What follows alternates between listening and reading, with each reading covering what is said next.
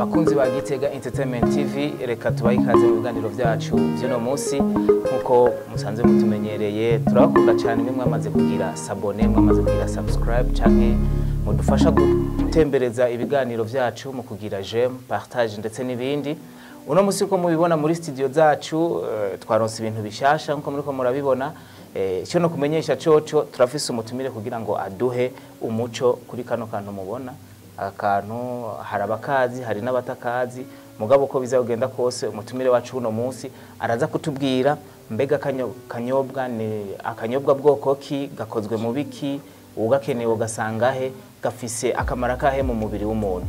Reka ntatevye tumwakire atwidondore hanyuma atuganire vyinshi kuri kano kanyobwa. Azego je nitwa Munezero Abbas mbanga Gitega nyene nkabakorera muri Lenox Restaurant yego Inyabiharage. Abbas uno munsi watugendeye waje udufitiye agaseke yego aka kantu ni bwoko ki nakantu ki wo kabona nkuko nyene yego kano kanyobwa nazanye ni kinyobwa ki sans alcool na mwabiro urimo ni kinyobwa citwa Power Horse ego ni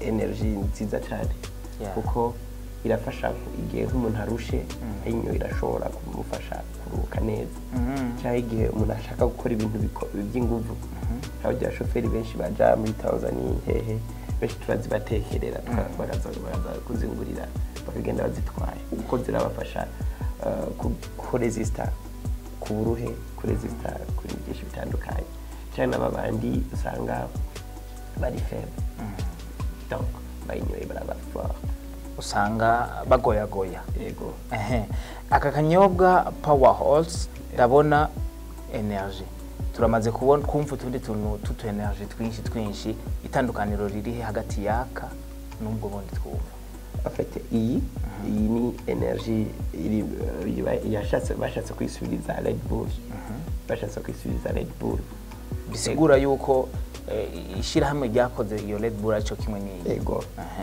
hama inye ikindi ciza cayo nuko yapimwe ikabonwa ko byose bimeze neza urabona ko ngaye partenaire bayo bari partenaire doko nini yifise ni Manchester City muzorabe imbere ko bakina cabagiye muri entraînement keshi baba bafise iyi Power Horse rero ni kinyobwa ciza kumba nico nyobwa n'abakinyi nk'abakinyi ba Man City bidapimwe neza donc ikirushije byazindi rero nuko yapimwe neza kandi ari energy nziza siza nkazazindi energy usanga zifise ingaruka mbi ku buzima bw'abantu akoze zirapimwe neza byose birapimwe isukari si nyinshi cyane byose birapimwe ndiko ndaraba urugezo rw'ibintu bikozwemwo ukavuze kandi ko vyapimwe kandi ari kinyobwa mpuzamakungu mbega mwebwe kugira ngo muyumvire muturangure mutuzane byagenze gute ofete iyi Power Horse entreprise ikora yo ishaka kwishitsa kwisi yose rero natwe umubosi wacu niwe yagiriye amahirwe yo kwishikana ngaha mu Burundi acira yidandaza. Uno munsi uri muri GITEGA-Ent TV uriko urasigurira abantu badukurikirana ndetse n'abakunzi b'ikinyobwa wo bahamagarira gute canke niki wo babwira kugira ngo bihutire kugura kano kanyobwa. Power Horse ni kinyobwa cyiza nico cyo nyine ubwira abantu bose bamenye ko Power Horse ari kinyobwa cyiza kandi kitaboreza ikiboreza yego akandi kinyobwa cyiza abafane goti abakizo bwoko bwose abamizirma kuko turamenyereye ugiye kuraba ikinyobwa nk'iki nubwo tutarashika ku gafaranga kigugwa hari gihe umuntu akabonye gute acavuga ati ubwo sinzoga oya sinzoga aha yego niho muco rero mu abantu bari bakeneye bamenye yuko atari inzoga sinzoga nimba atari banga igiciro cayo iyi nye ikarato yayo tuyigurisha 110 ibihumbi ijana na 10 ahama kamwe tukagurisha bitanu ibihumbi bitanu yego ni kino kinyobwa cihereza abantu kwisi yose muri rusangi. Uno munsi Abbas yaje kugira ngo adusigurire, akaba rumwe kandi yaje aserukira Lenox Restaurant. No kuvuga ubu rero uwo bukenera abusangaye, ubu uwo bukenera ahantu hambere yo usanga ni kuri Lenox, ahandi ni Bujumbura turafiseho, niho hari depo yazo i Bujumbura. Ego nucanda ndaza kubaha nama contact muza kurondera kugira ngo muyikeneye uce mubahamagara bashobore kubaha neza, cyangwa muri Gitega cyangwa Ngozi cyangwa mubahamagara jewe. Ego tuca tubashikanira aho muzoba muri hose. Tugiye kuraba ubu aho bugeze muri Gitega, muracari bamwe cyangwa murafise abandi ngo novuga utundi tubranche ahandi? Ego turafise ahandi amenshi bazidandariza ko kuri ajya Galerie du Centre kwa niyo ziriho. Ego kuri Galaxy yajya Magarama. Ego hari umuntu ayidandazaho yitwa Mbappe, gusa ntazina rivisi so kwa Mbappe no ujya kwa Mbappe gacubaza Power Horse bacubaye kwereka. Ubu nye ndiko ndiyinjiza no mu isoko kugira ngo turabe ko yemererwa cyane, none biko barayinjiza benshi abakiriya benshi bakwarisha mu boutique yabo ko basanze isohoka kandi nyobwa cyane. Aba kugira rero tugende kimwe kimwe, sinze mvugira ikintu jewe ntazi neza kugira ngo bagire je nyugururira aka gugurura gute yibagurura kuno saga kenke ucushira. Yego utagafise ucugira nkuko nta kibazo. Indodo kajyoshe cyane mavangira ibigubu utegereza ucugira ingubu nyene yimye Power Horse. Basha mwe muko muradukurikirana kuri GITEGA-Ent TV, vyukuri numva gafise n'akanovera. Yego karafise akanovera kandi karamirika, nkuko Abbas karadusigurira ugiye kuraba n'ingene gakozwe, ni kuri n'akanyobwa keza.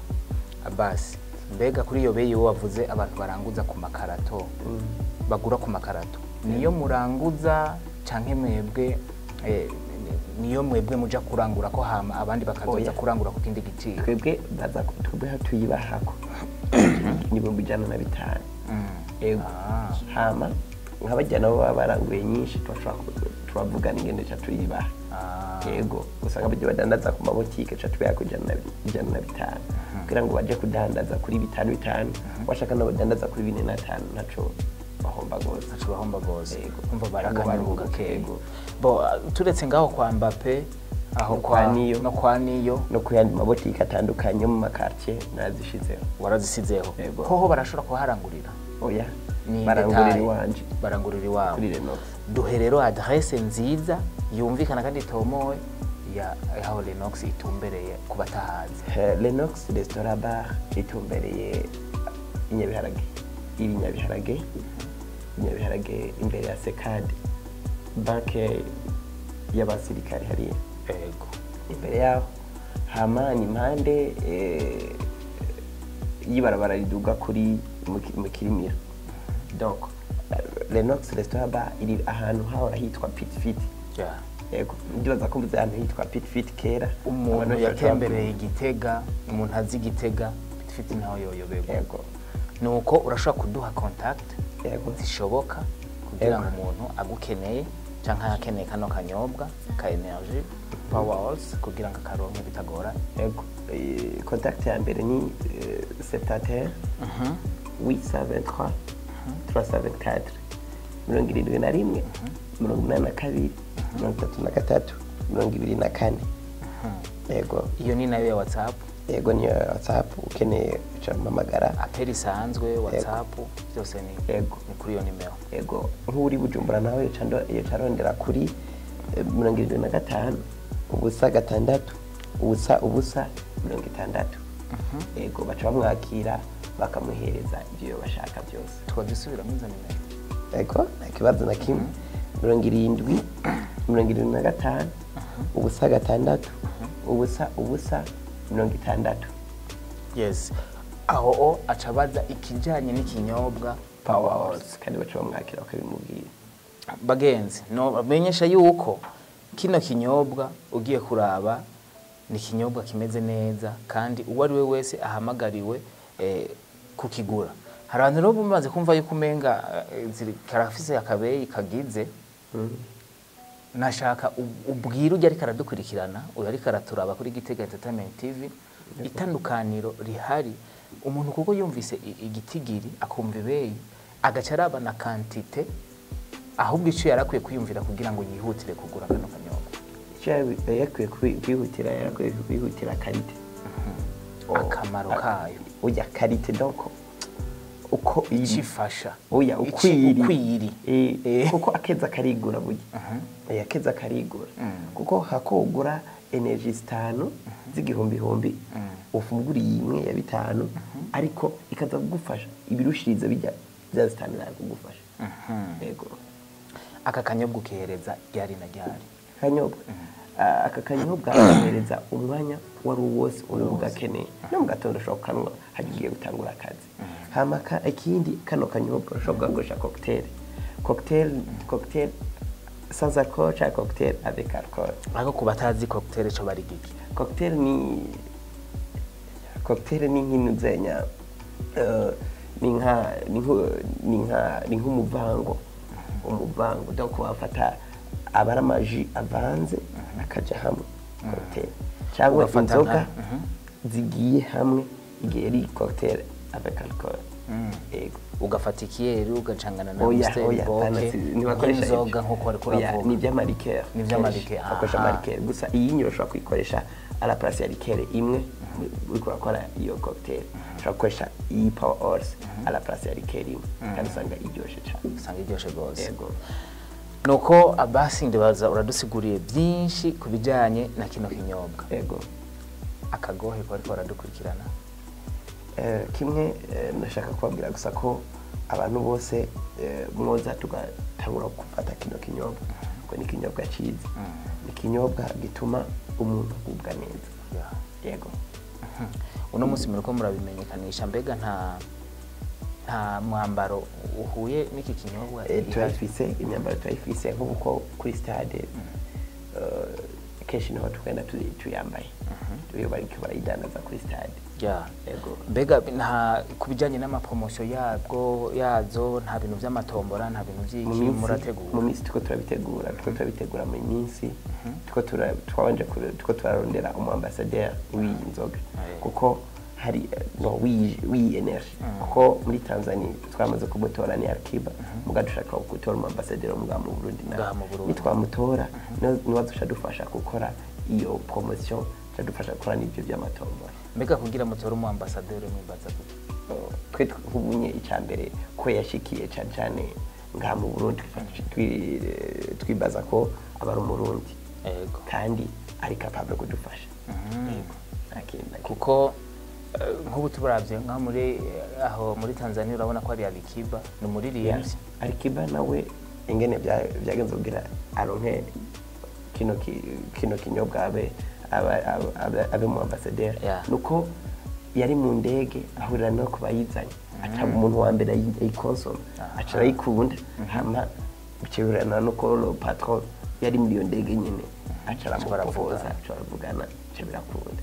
Ubwo ubu naho ngaha mu Burundi twamaze kwishikana, turindiriye kubona rero umuntu udufasha. Ashobora kuba umuririmbyi, ashobora kuba umukinyi w'umupira, ashobora kuba uwundi muntu wari we wese. Gusa hanini twe twafatiye ku muririmbyi, peut-être umukinyi w'umupira sinzi ko bahari abo dufasha kuri ico kintu cyo kwimenyekanisha. Yego, gusa turavye no munsi abantu bafise baboneka cyane n'abaririmbyi, nitwabicanye kumva nta mukinya afise views zigera kuri 500 cyangwa zirenga 500 atari Saida ntibazonkiza, kandi mukinyi bazaye bafise izo views zirenga 500. Byumvikana ko mu Burundi harakenewe umuririmbyi.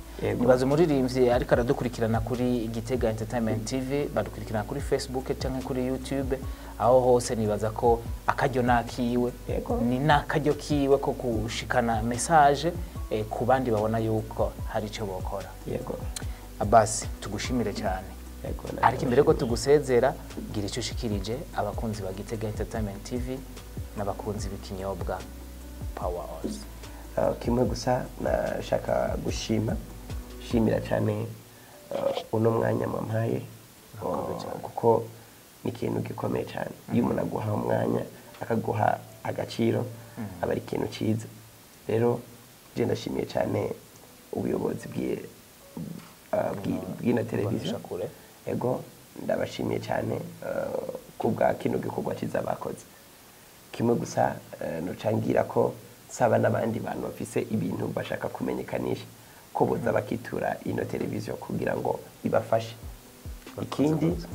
ikindi kintu ni gusaba abandi bantu bafise uburyo bwinshi cyangwa ubushobozi kuza gushigikira ino televiziyo kugira ngo ejo cyangwa hirya y'ejo tuze tuyibone kuri Canal Plus cyangwa Star Times cyangwa n'ibindi birashoboka hama abakunzi ba Power sinabonaho shika ndababwire ko baje hariho hose bagafate kano kanyobwa kubona akanyobwa keza urakoze cyane reka tumushimire cyane Abbas tubibutsa yuko ikinyobwa Power Oils idepo novugaho mworangurira ni muri Relax Bar ahahoze Pit Fit ariko kandi murashobora kuturonka kuri detail batubwiye kwa niyo kuri Galerie du Centre batubwiye mu Magarama kwa Mbappe aho hose ubunyobwa burahari no mu yandi mabotike azatandukanye Power House mu bwihereze ku bwinshi Gitega Entertainment TV turabakunda ndetse na Lenox Bar turabakunda mugire ibihe byiza kandi mubandanye mukira